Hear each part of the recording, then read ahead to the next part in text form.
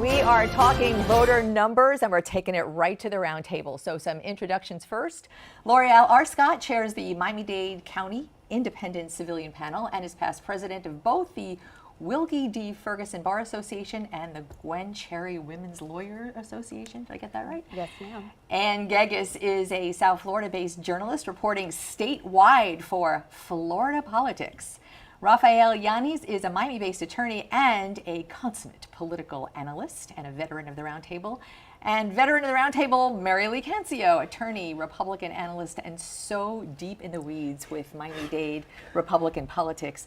So guess who gets the first question? So Marili, first of all, great to have you and great to have you back. Thank you for having us. Of course. First time in over 3 years in person. COVID is, yeah. I know it's not over, but for here it's free, COVID-free space. Let me hear your sort of reaction to what you heard Nikki Fried, of all Florida statewide Democratic chairs. She's, she's out there, and that's how she is. She's a natural, sort of assertive, aggressive, energetic, like the party has not had before. Tell me. Well, I think the Democratic Party needed that, right? Yeah. Because the numbers show how the Republican Party now has a lead of almost 600,000 voters. We've seen from 2022 to 2023 how instead of for 6 years people wanted to register as independents, from 22 to 23 we had a shift to the Republican Party. Although independents are still almost 4 million people. Almost 3.9 million people, Yeah. but we saw from 22 to 23 that was the first year that we didn't get an increase in independents. Actually, the number went down. And we've seen how some of those voters went to the Republican Party. And so when they talk about the state of Florida being in shambles because of this governor, I think that is so wrong and misleading. Florida's #1 in the country for education. Like it or not, #1. Don't believe let me. me I just jump don't in. think that's true. Google it. It's not about opinion. It's about facts. Florida facts. Florida lags on statewide standards that are tested. You know, we have a phrase in Spanish that the paper holds all the ink that you put on it. So when the Republican Party comes out and says exactly what you just said, Yeah. I It have wasn't to the push Republican back. Party. It was Google. You can Google Yeah, it. Google on Republican Party fed sources and pay-to-play sources. The problem is education is in Look. shambles. Hold on. Education is in shambles in Florida, Marili, because you have all these edicts being sent out from Tallahassee on a culture war from the governor who's trying to save his campaign that is in shambles right now. Rafael, and that's no, the root of the I problem. disagree. Can I just bring in, I just want to bring in, Anne is a statewide reporter, and I want to get sort of the objective view of that. The real question when I hear that people are saying it's #1 in the country, the best education system, then you have to ask yourself, why is he going to war with it in terms of, you know, accepted norms like the AP psychology and, you know, other classes and other, you know, teacher books and all kinds of things. There's no reason for. I think I know what you're talking about. U.S. News and World Report put out. They put out every year a whole list of education analysis. Florida was #1 in a very specific category of education, not education overall. And I think that's where the governor takes that number and brings it into the talking I'm not point. reading the number from the governor. I actually looked it up this morning because I really wanted to be right when I ranks #1 in education. And I'll tell you, I served 7 years as a trustee at Miami-Dade College, the most diverse college in the United States. Yes. And what we've done about affordability, about education in this state for minority students, it's incredible. So I don't appreciate anybody coming and saying, oh, well, no, Florida, really, our schools are not that good. Why is it that we're the #1 state in the country of people moving in here? Then why is he making such To pains make to it better. change it? To make Why it is he better. going to work with a war with And things like diversity, equity, Today And in the inclusion Herald, and today in belonging. the Herald, first page of the Miami Herald, the whole thing was how horrible it was. People are going back to school, how we're banning books. I turned around after reading the article, asked my husband, honey, how many books do you think we're banning in Miami-Dade and Broward? He said, one. I said, no, none. No books were banned. Some books were It's restricted. a semantic issue. They have Thank restricted you. books Yes. Exactly. When from parents certain grade complain, levels. those Yes. books disappear from the bookshelves. From elementary So school to not middle only school. are we restricting books, L'Oreal but in the we're- mix. Go girl. right. I mean, I love the lively discussion. Welcome to the roundtable. But what's misleading and what's misguided is this idea of a cultural war. So I love that Nikki Fried hit on the Democrats have to do a better job with the messaging, right? Spot on. And we've been saying that for many, many years. The Democrats need to listen to their constituents and they need to tune up the message. So let's talk about that message. What does anti-woke mean anyway? And that's something that you hinted at, Glenna. Anti-woke, first of all, if anything, is actually moving everyone to the side of those of us who are woke. So let's talk about woke. Woke means being aware. Reclaim the We're message. reclaiming the message. Woke means being aware of the social injustices around you, awakening to the world around you. So when DeSantis is attacking the woke agenda, he's basically telling everyone to go to sleep to the realities that face us. But the problem is that what feeds DeSantis and Republicans that are going against the woke mob and Florida's anti-woke according to their messaging is because they hook on to the extreme examples. And that's the struggle that I have with fears. folks. But what are and fears. those extreme examples? Even when we discuss it, we're giving credibility to their argument because there are no extreme examples. The reality about what slavery meant in America, the reality about what it means to be women in America. We'll be talking about that as the show continues as well. You know what? Before we went out of time, and Nikki mentioned something that I hadn't thought of that I thought was very interesting, and that is the gerrymandering of the state. And to the victor go the spoils. I mean, Republicans Certainly. got to draw the lines, and they did. And how brilliant did they draw the lines, or was it? Well, it might have gone too far. I'd say it seems like the Supreme Court is having something of a backlash about the extent to which it has done. It's focused on others. They've focused on other states, but we've heard that Florida's time is coming, that they might get the map thrown out. And they've said a pathway has been created to get one of the Black-oriented districts back in the mix for 2024. So it could be happening sooner rather than later. But that would be a congressional district. But what about the state lines? I mean, for the districts for the state. Yes. When State legislature. when a voter goes and votes for a state senator or a state rep, and that's where the laws of the state are made. I mean, Marili, those lines are really favoring another Republican vote. Look, we have a constitutional amendment against gerrymandering. Fair Districts, Florida. So I will trust the court to make the decision on that. Glenna, to your point, in political science, there's cracking and packing. So you crack a demographic and split it up so that you can dilute their power. You pack together a demographic that you want to get. That's a truth amongst both parties. And so is it cracked and packed already? Well, the legislature, Republican-dominated legislature, has been cracking, and then there's backroom deals cut where they pack in to protect certain interests. So crack and pack will be the message line for our next memo. I'm making my University of Florida poli-sci professors proud, hopefully this morning. All right, so we are going to be back in just a little while, but first, next, for you to see, the debate over Florida's Black History curriculum really did ramp up this week. In the fight over facts and context, a first-hand tour is underway for teachers right now, and we are getting on that bus. Stay tuned.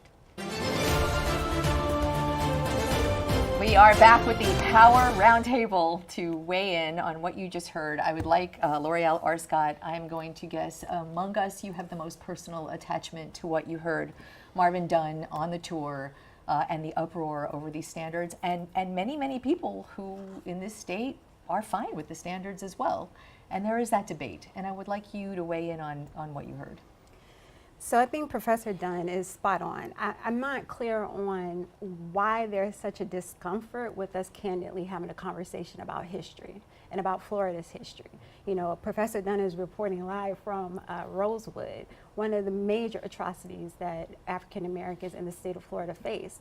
What's important is that we learn from our history so that we can never repeat it and so that we understand our current state. it's unclear to me why there are several attempts to whitewash that history. It makes folks feel uncomfortable. How do you think the descendants of the enslaved folks feel? You know, I want to dig into that word uncomfortable and guilty because, Anne, this curriculum was written specifically because there is a new state law which specifically says the curriculum or education, I don't want to verbatim it, it's not in front of me, but shouldn't make students feel guilty or feel inferior. The law mandates that. It's called the Stop Woke Act, and when it was introduced last year, nobody really, it was very vague, and no one really understood what it would mean in practice. And I think what we're seeing is sort of the practical rules that are following up on that mandate, that nobody feel uncomfortable or guilty because of their race. And part of that law is currently in federal appeals court. They've been stopped from enforcing it. Which part? The part that... I think that was for the business training? No, this was for the university part. And they said it, you know, that was Judge Walker's famous part about, you know, this is really extreme, you know. That was the quote. Yeah, right. That was a quote that made it out. So the Stop Woke Act has been partially stopped. It's going through the appeals process. But Glenna, to your point, on the drive here, I was speaking to a high school history teacher who happens to be African American. I was asking her, how do you feel about all these issues that are going on and the history being rewritten, the debate? And she said that she wanted to go to the education event hosted by Senator Chevron Jones in Miami Gardens on Thursday, that the Education Commissioner, Manny Diaz Jr., had confirmed that he would attend, last minute pulled out. She says she wanted to go with wearing two hats. One as an educator, because how she wants some professional guidance and understanding. She wanted, no disrespect to the media, but she wanted to hear directly from the Education Commissioner without any filtering, without any sound bites. And then she said she wanted to also be there as a mother, as somebody whose history is being debated. And she impacted my analysis of the situation very deeply, because she was explaining, when she talks to her kids about what happened at school, they say, but my teacher said. Mm-hmm. And then she now finds herself in a position of having to kind of contradict or re-educate her kids from a family history, a lived history, and then what they're being taught in school. Combating TikTok and combating what my teacher said is the hardest thing for parents these days. On every issue. In every issue. The only thing that I disagree with Professor Dunn, respectfully, Professor Dunn, I believe you need to start talking to your children about this nation's history from before they reach middle school. TikTok is taking over and is educating our kids on all topics, especially this same issue that for some reason we're attempting to dummy down. But I disagree. I disagree. I was just going to ask you. I disagree with that, because these standards did not show up from one day to the other. They were developed. There were meetings. There were discussions. There were at least 5 meetings where the union was present.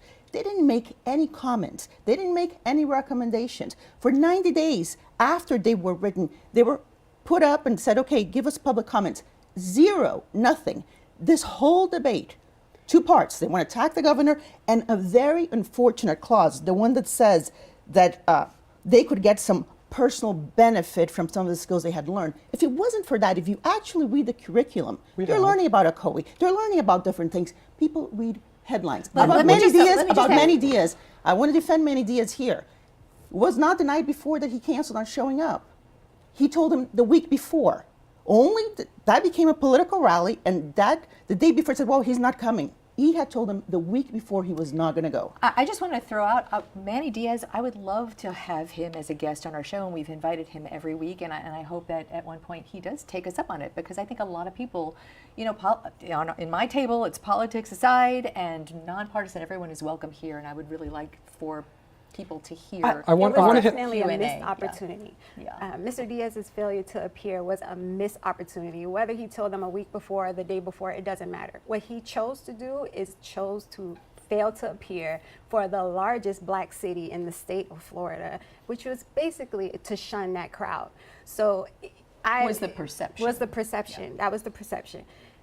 even if it was publicly noticed previously, you're talking in silos in Tallahassee. The average voter was unaware that it was even a thought before the legislature. So that speaks volumes to the disconnect that we have between our representatives and the community. The community definitely should have been aware so that we could have voiced our concerns initially.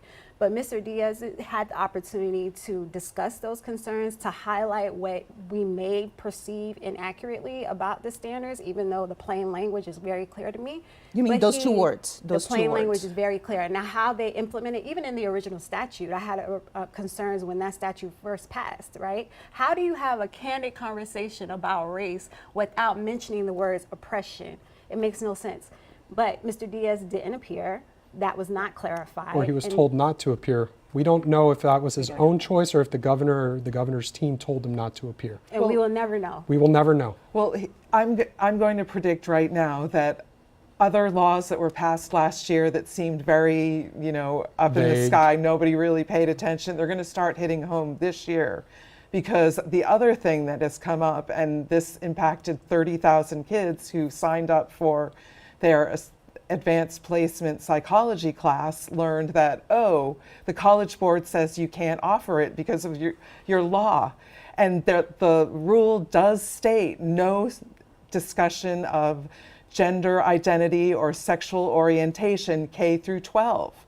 Okay. Manny Diaz said, no problem, we'll work it out. Age appropriate. That was Right. the What age does The that vague mean? We don't standards. know. We don't know. And school districts are still confused. Yeah. Yes. All right, we don't have to hold it here. You all are coming back for one more segment, but we have to take a break. But up next, and then there were two, another Florida state attorney suddenly suspended by the governor. Is that punishment or is it politics? We'll discuss. Stay tuned.